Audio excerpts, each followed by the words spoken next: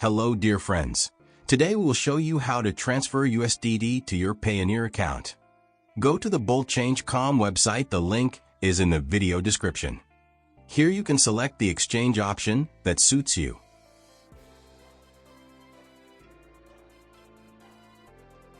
Then press the exchange button. In the first sector, enter the email address from your Payoneer account.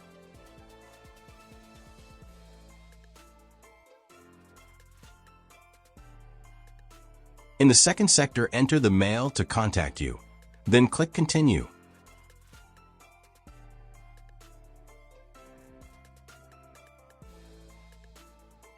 Then check the data entered is correct. Agree to the terms of use and press Confirm button.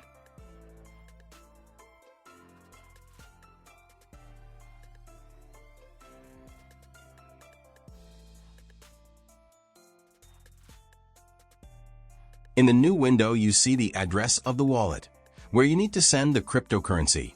Go to your cryptocurrency or exchange and send the exact amount to the specified address.